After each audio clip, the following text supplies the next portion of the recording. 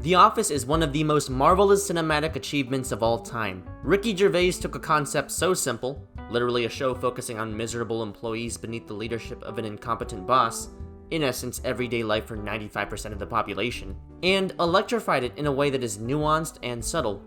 It's an unconventional concept where the humor doesn't lie in the joke more so than the reaction to said joke, the spectators and their emotional responses. That is the punchline.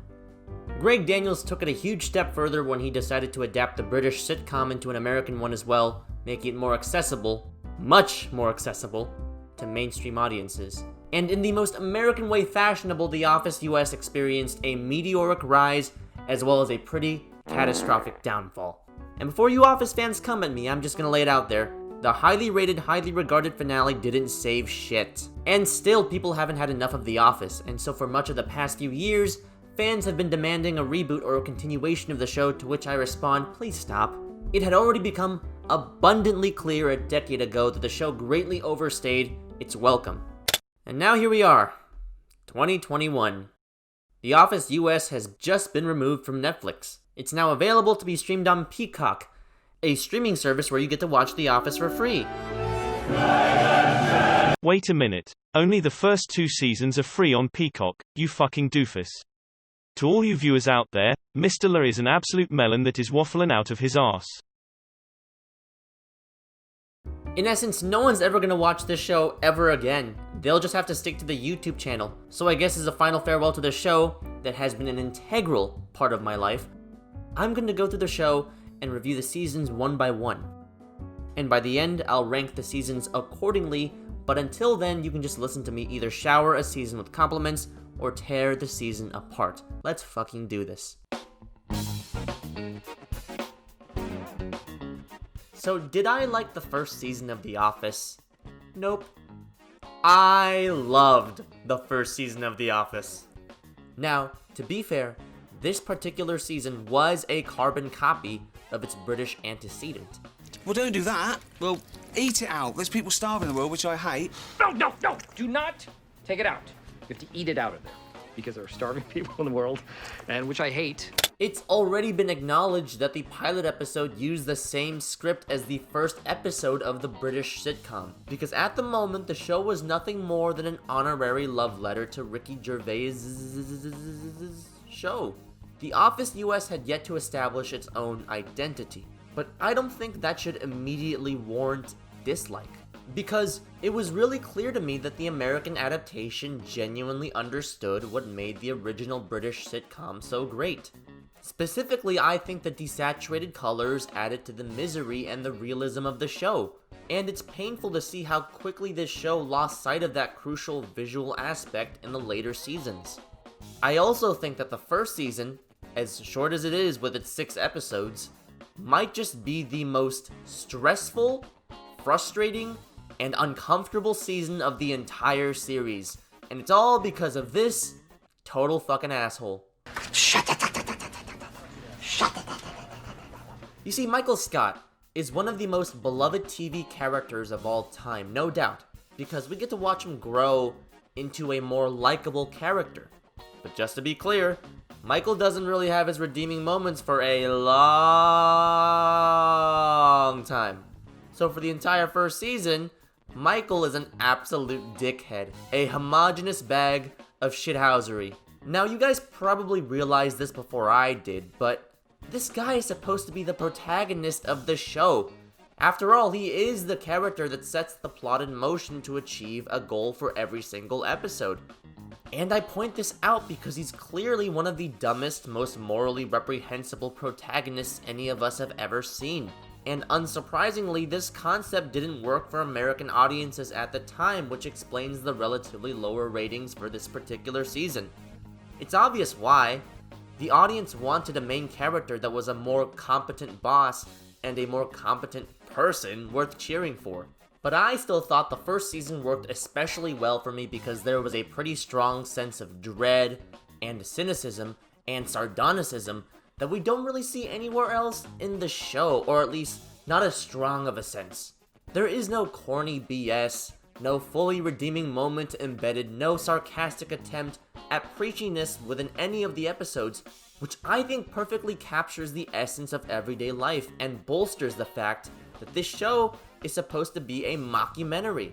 But of course, I can imagine I speak for a vast minority in this argument, and any television show should obviously work to appeal to the majority, which explains why almost everything about this entire first season is pretty much a one-time thing for the show. Now, the acting for the first season is really good. What I love about these characters in this particular season is that they aren't yet caricatures. Sure, Kevin's brain isn't always there in the first season, but at least he's not this version of Kevin.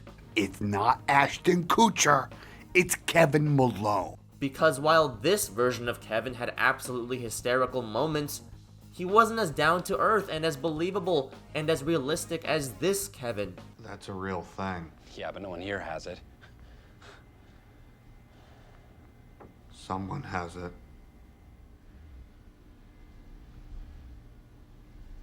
And this way of thinking also applies to the other characters for me. As a result, it doesn't feel like these actors are trying to give obligated performances. They aren't as rambunctious and as boisterous and as predictable in the later seasons, where The Office sort of started to not feel like an office anymore, if you know what I mean. I also just love how the show didn't even know what the outside of the office building would look like yet. If any of you remember, there is a brief moment in the pilot episode where the camera zooms in on this really crappy image of the exterior of a corporate building that isn't the classic Dunder Mifflin building we've grown used to. It just shows that the creators and the writers were still figuring everything out. So much of this season is a mess, albeit a glorious one. And within this somewhat mess of a season, I found marvelous entertainment in each and every one of these episodes. I personally don't think there's a single bad episode in the first season. While some episodes were certainly better than others, each episode had an interesting narrative that executed on many great opportunities at humoring the audience.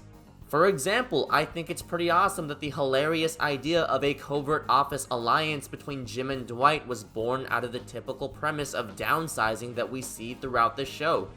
This example is one of many that collectively make this season as great as it is, deriving humor and entertainment out of dread and chaos. And ultimately, it just felt like each episode was trying something new while still remaining down to earth, compared to episodes in the much later seasons where the workers literally go on a fucking field trip to Gettysburg. Seriously, that's an episode in this show. If I were to quickly rank the episodes in this season from best to worst, this is what it would look like. Bang, bang, bang, bang, bang, bang. And of course, it wouldn't be a review of The Office if I didn't even mention the pranks. Now, there weren't too many formally organized pranks in this season, but it can also be argued that every Jim-Dwight interaction was usually a prank or a joke or a gag in disguise. Nonetheless, we have the iconic stapler and jello prank. We have the alliance prank that ends with Dwight dyeing his hair blonde. But for me, the prank of the season goes to Jim and Pam writing down fake diseases for Dwight to consider when picking a healthcare plan. Leprosy? Flesh-eating bacteria? Hot dog fingers? Government-created killer nanorobot infection? Simply because I'd be really curious to see what hot dog fingers would look like. Frankly, it sounds kinda tasty. So yeah, I enjoyed this season very much. At this moment in time, even though The Office US was struggling to find its own identity while appealing to its target audience, it still made me laugh a lot. With its cookies and its government-created killer nano-robot infections. 8 out of 10 would watch it again, and at least this season's still free on Peacock.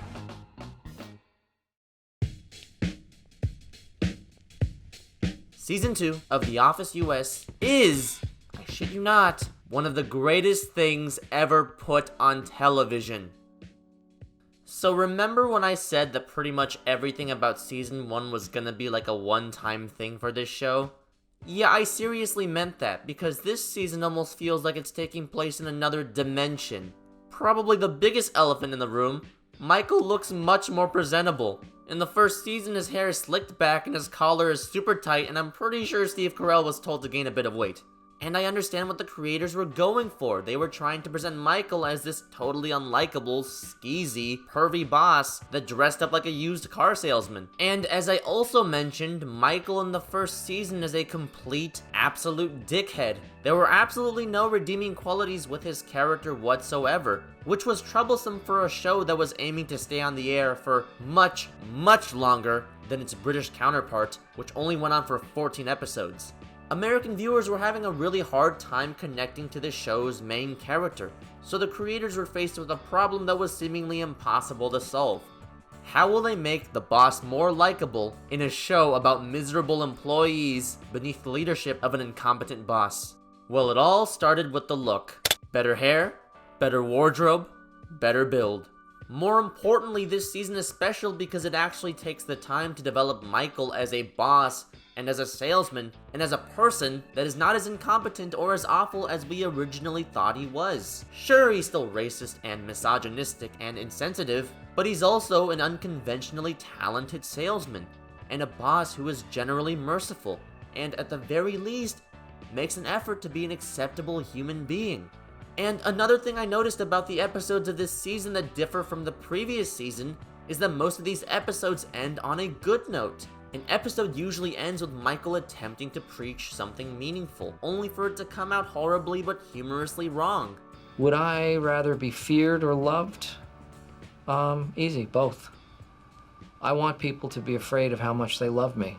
As a result, this season feels much warmer and more welcoming and more palatable compared to its much colder and more cynical predecessor, even if much of the really edgy humor is still there. I'd also like to add that the second season definitely strayed a bit from the desaturated colors of the first season, but the colors of the show were still muted and dull, at least more so than future seasons, which still worked for me at building realism.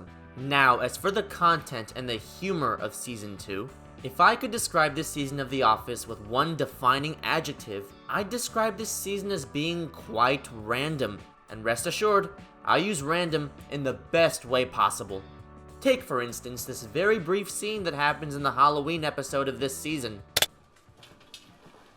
Oh, hey, sorry.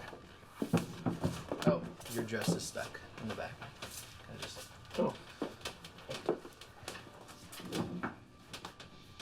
This brief but hilarious clip has no relevance to the main plot, nor the subplot of the episode whatsoever, besides the fact that it's Halloween, I guess. This scene is just there, and I think it reinforces the show's spontaneity. Rather than having a rigid structure with a concrete objective where not a second of screen time is wasted, each episode out of this season takes its time and feels organic and in the moment and real because of the inclusion of these small and random moments, which I think is crucial and advantageous for a television piece that markets itself as a mockumentary. Season 2 is also the first season to introduce to this show the cold open. In case there are people out there that are still confused, I'm referring to the clips that take place before the intro kicks in. For example, you click on episode 8 of season 5 on Netflix, although that is no longer a reality, and you're immediately thrown into the scene that contains one of the most iconic moments in the history of mankind. No, God! No, God, please, no! No! No! No! You just watched a cold open, and these babies are responsible for creating some of the juiciest, most unforgettable memes of pop culture history. So yeah, I do appreciate the fact that Season 2 started to use them. Now, this wouldn't be a good review of The Office Season 2 if I didn't talk about Jam. The Jim and Pam relationship is the best thing about this season. Just as Michael and Dwight are the reasons we laughed, Jim and Pam are the reasons we cried. What else can I say besides the writers did a really good job of fleshing the relationship out? And if you ask me who gave the greatest performance of this season, I'd honestly go with John Krasinski. Look, I'm not a huge fan of his acting in general, because he's yet to show us that he's anything more than just a 6'3" handsome hunk of a man. And as Jim Halpert, his most iconic role, well, John's persona is already very similar to that of Jim's, or at least the persona that he shows us during interviews. I'm not implying that I know him personally, so obviously I don't, so. And for much of the show, John's performance as Jim is good. Just good. However, second season Jim in particular is easily the best acting I've ever seen from John Krasinski. When Roy set a date for his wedding with Pam on the booze cruise, holy shit. And in the topic of acting, I guess I should also mention that everyone else does an excellent job at portraying their character. Steve Carell is Steve Carell. Rainn Wilson is Rainn Wilson. I don't recall a single bad performance from this season. Honestly, I don't recall any bad acting from this show during any of its earlier seasons, and I credit the writing and the directing for that as well. So to summarize my love for season 2, I just think that this season was really the one that established the precedents that the writers and creators would rely on to make future seasons. They experimented with Michael's character in the ways that I mentioned before, and the experiment was clearly a success. This version of Michael is the version we'll see from this point forward. Season 2 also balances spontaneous edginess with a hint of warmth and optimism extraordinarily well. And finally, the jam narrative is one of the best will they won't they narratives I've seen in any TV show. There's just so much going for season 2, and considering the poor reception of the first season, I don't think it would be disagreeable to say that this season essentially saved The Office US from being taken off the air. Now, because there are 22 episodes in this season, I'm just not gonna rank all of them. Instead, I'll just give you my top 5 episodes of this season, so there you go. Bang, bang, bang, bang, bang. Before I end, I just want to add that this season had a ton of good pranks by Jim. Moving Dwight's desk to the bathroom, putting all of Dwight's stuff in the vending machine, convincing Dwight he smoked pot and lost his memory, labeling Dwight as a high-level security threat, popping Dwight's exercise ball, convincing Dwight that Jim has the power of mind control. Again, there were so many great pranks, but my prank of the season goes to Jim convincing Dwight that tomorrow is Saturday. Wait, one thing. But tomorrow you mean Saturday, right? Duh.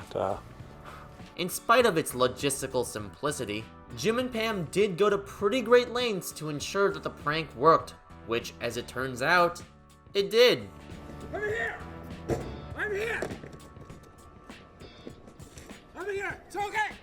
I'm gonna give this season a 9 out of 10, a near perfect season.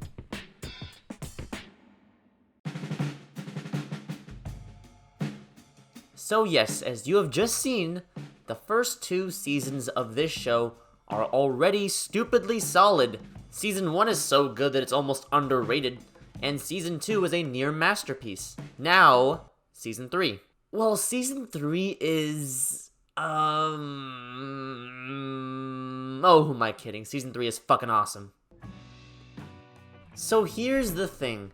Season 3 had the benefit of anticipation and excitement that was brought about by the insane ending of the last season. I say it's a benefit because people are generally more eager to appreciate something that they are hyped up about, and as a result, they may show more love than what is actually deserved. However, Season 3 also dealt with the challenge of following up after Season 2, which is, again, one of the greatest seasons in television history.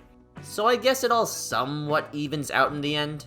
Now, I may still appreciate Season 2 more than Season 3, but I can totally understand those fans out there that actually think this is the better season. Because if there's one thing we can all agree on, it's that when this season got hot, it got hot.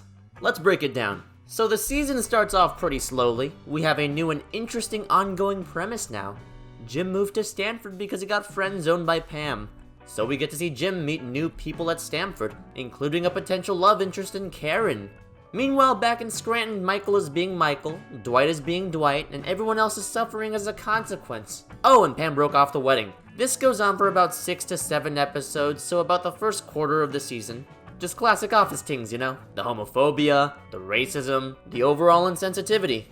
And then, the 2 universes, Stanford and Scranton, collide. New enemies meet, old friends reunite, and we have yet another love triangle. And then the show really picks up the pace all the way through the ending of this season. There's so much goddamn tea now. We have Jim versus Pam. We have Pam versus Karen. Karen versus Jim. Roy versus Pam. Roy versus Jim. And then Dwight versus Roy, although that was an easy fight. And then we also have Scranton versus Stanford. Dwight versus Andy. That goes on for quite a few episodes. Michael versus Dwight, Michael versus Andy, Andy versus the wall. And then we also have Jan and Michael, which later turns into Jan versus Michael. Whereas the previous season took its time to flesh out the central Jam narrative, this season is filled to the brim with constant, persistent conflict. It's so juicy. That's what she said. And honestly, the pure action and excitement of this season is handled pretty well. I mean, this is already a pretty chaotic show to begin with. All of these little overarching narratives make it so there is not a dull or slow moment in this season, which means less of this. And this is one of the reasons why I personally prefer Season 2 over Season 3. Season 2 was such a cinematically well-executed season with a unique sense of stylistic chaos and randomness to it that I just appreciated so much. Again, I still like the third season, but the third season feels more like an action-packed drama fest. This is why I can totally understand why fans prefer this season over the last one. Season 3 of The Office US is basically Avengers Infinity War, and everybody loves Infinity War. Now, another reason why I don't like this season as much as the previous one is because Season 3 is the beginning of the bright and colorful and highly saturated look of The Office that I still detest to this day. And from this point on, it's just gonna get brighter and more colorful. Now that we have new characters introduced to the show, I should take the chance to talk about them. So let's start with Andy. Ed Helms is really good at playing a punchable character. Yes, a huge win for Season 3 was that the writers successfully established empathy for Dwight's character. Whereas before Dwight was just an idiotic goofball kiss-ass, here Dwight has a wonderful redeeming moment, and his place in Scranton is truly solidified in the hearts of fans. And this is all because, for pretty much the first half of this season, Andy is the new total fucking asshole. So yeah, the writers did a great job of using Andy's character to boost Dwight's character. And Ed Helms played the role so well because I seriously wanted to climb into my television screen and whoop Andy's ass myself. Now, to be fair, Dwight is the guy that comforts Pam when she's crying in this season. That's another redeeming moment for Dwight that happens before the Andy-Dwight incident. Just overall, this season was a good character boost for Dwight. And speaking of redeeming moments, for many fans, this season is the season that transformed Michael from great to greatest. First of all, he forgives Dwight for the coup, which was honestly a move that I did not expect from Michael. Secondly, Michael asks Dwight to come back to Dunder Mifflin. We actually see Michael admit he was wrong about something. And finally, the moment that changed the show forever. I'm really proud of you.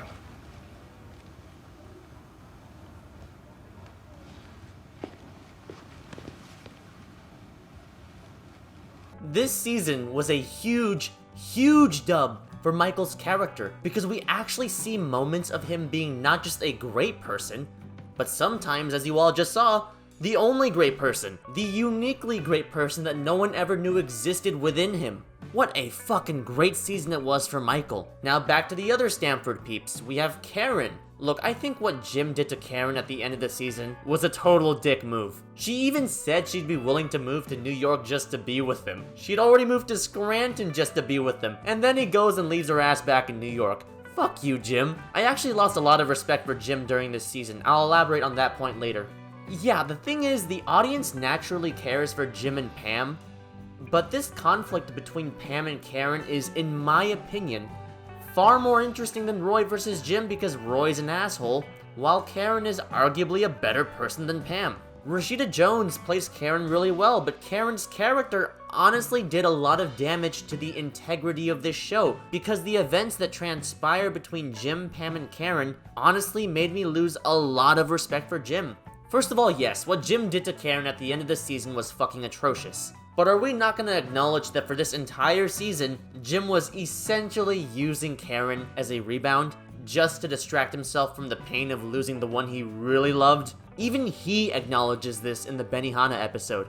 And hey, with Pam, in her relationship with Roy, she was the one that cheated. Or more specifically, she was the one that engaged in a consensual kiss with Jim while wearing her wedding ring.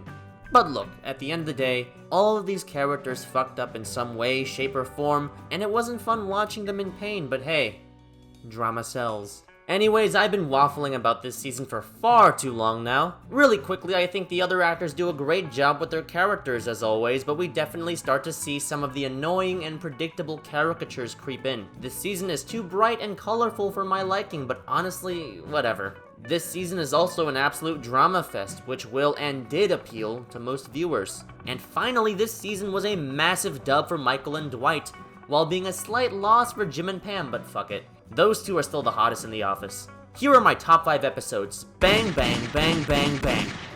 Oh, and I need to talk about pranks. Listen, season 3 of The Office is like a gold mine for office pranks. It might have actually been the best season for pranks in the entire show. There are so many, bear with me. You have a Redux version of the Stapler and Jello prank. You have Gaydar. You have the time-traveling facts prank. You have the simple but effective staring at the forehead prank. You have the Andy flirting with Pam prank. You have the Benihana goose butchering prank. You have the CIA prank on Dwight. You have the naked Dwight audio recording prank. You have the hitting Dwight in the face twice prank. You have the cell phone prank on Andy. You have the Ben Franklin prank. You have the Michael the Magic prank. You have the absolutely iconic identity theft prank. You have the vampire prank. But my prank of the season goes to the Altoids Dwight doggy prank. That was a really weird way of wording it. What are you doing? But yeah, this is my prank of the season simply because of Jim's brilliant application of science, of biology specifically. I did say that season 3 was worse than season 2, but only just. I'm still gonna give season 3 a 9 out of 10.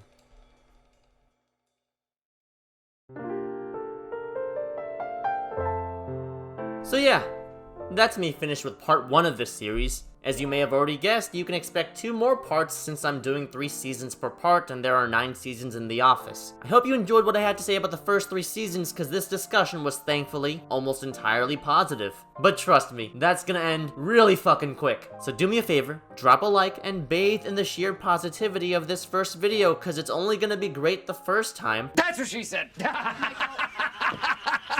I know. That was very forced. That's what she said. Okay, moving on. Now I hope you all stay safe.